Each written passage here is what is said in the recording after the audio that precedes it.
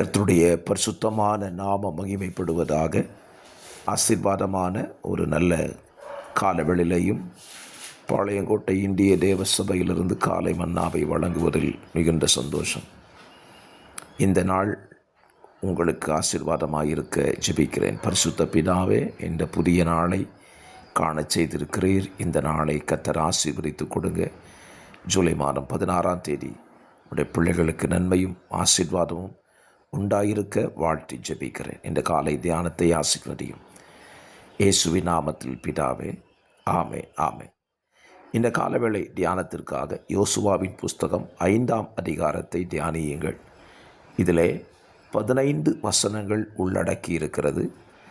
இந்த அதிகாரத்தின் முக்கியம் என்ன என்றால், இந்த அதிகாரத்தில் ஆண்டவர் தம்முடைய ஜனத்தை வித்தியாசப்படுத்தும்படி யோசுவாவினிடத்தில் சொல்லுகிறார்.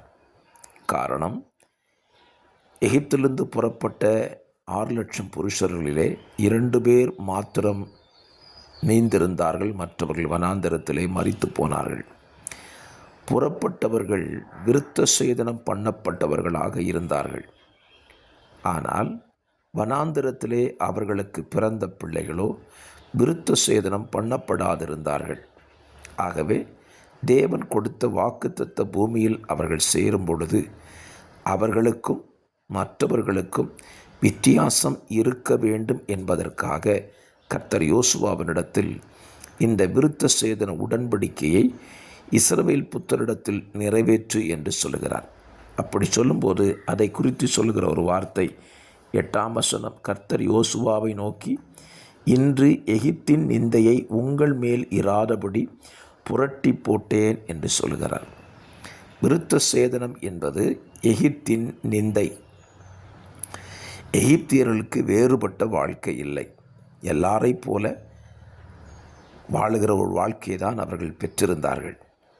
ஆனால் எகிப்திலே வாழ்ந்த இஸ்ரவேல் ஜனங்கள் தங்களை வேறுபடுத்தி கொண்டுதான் வாழ்ந்தார்கள். அவர்கள் வாழ்ந்த இடம் வேறே, அவர்கள் வாழ்ந்த முறைமைகள் வேறே.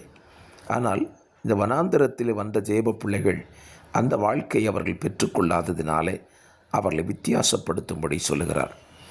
இந்த காலவெளியில் வார்த்தையை கேட்டுக்கொண்டிருக்கிற கர்த்தருடைய பிள்ளைகளை, நீங்கள் இயேசுவை ஏற்றுக்கொண்டிருக்கலாம், இயேசுவுக்காக உங்கள் வாழ்க்கையை அர்ப்பணிச்சிருக்கலாம்.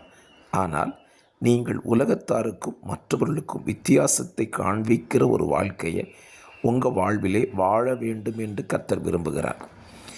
இயேசுவை ஏற்றுக்கொண்ட பின்பும் இயேசுவை தான் சேவிக்கிறோம் என்று சொல்லிக்கொண்டு உலகத்தாரை போல வாழ்ந்து உலகத்தாரை போல ஜீவித்து கொண்டிருப்பீர்களானால் உங்கள் மேல் இந்த உலகத்தின் நிந்தை இருக்கத்தான் செய்யும். என்ன நிந்தை? அவர்கள் உங்களை குறித்து சொல்லுவார்கள், எங்களைப் போல தானவா வாழுகிறீர்கள், எங்களைப் போல ஜீவிக்கிறீர்கள், எங்களைப் போல பேசுகிறீர்கள், எங்களைப் போல வாழ்க்கை முறையை கடைபிடிக்கிறீர்கள், உங்களுக்கும் எங்களுக்கும் என்ன வித்தியாசம் என்கிற நிந்தையான பேச்சை பேசக்கூடும். ஆகவே இயேசுவை ஏற்றுக்கொண்டவர்களுக்கு ஒரு வேறுபட்ட ஒரு வாழ்க்கை அவசியம் என்பதை புரிந்து கொள்ளுங்கள். இஸ்ரவேல் ஜனங்களுக்கு மாம்சத்திலே ஒரு விருத்த சேதனத்தை கடைபிடிக்க சொன்னாரானால் நம்முடைய வாழ்க்கையில் வேறுபட்ட ஒரு வாழ்க்கையை கடைபிடிக்க வேண்டும் என்பது தேவனுடைய விருப்பம். ஆகவே இன்றைக்கு உங்கள் வாழ்க்கையை யோசித்து வித்தியாசமான ஒரு வேறுபட்ட ஒரு வாழ்க்கை வாழ உங்களை அர்ப்பணியுங்கள். கர்த்தர் அதற்கு உங்களுக்கு உதவி செய்து உங்களை நிச்சயமாய் நடத்துவாராக. இந்த வார்த்தை உங்களுக்கு நன்மையாய் இருக்கட்டும். ஆமேன்.